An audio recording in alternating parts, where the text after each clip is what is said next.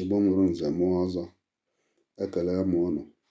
N'ụbọchị tata, a na-ewetara unu ilu nke na-ekwu sị: onye na-egosi nwata awa na ikpo nkume kwesịrị ka ọ na-emetụ ya aka, n'ihi na nkume na awọ na-eyite onwe fa.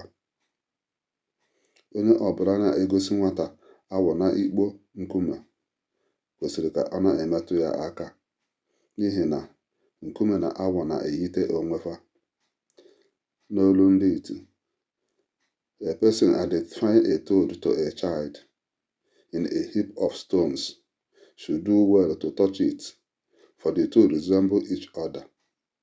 Mpụtara inu a bụ na o kwesịrị ka mmadụ ọbụla nke na-akụziri ụmụntakịrị ife bụrụ onye nwere obi umeala, ka ha wee nwee ike na-aghọta ife nke ọ na-akụziri fa nke ọma. Ilu a si n'aka ndị African Igbo Proverbs wee na-abịara ọnụ. Igbo ka emesịa nụ.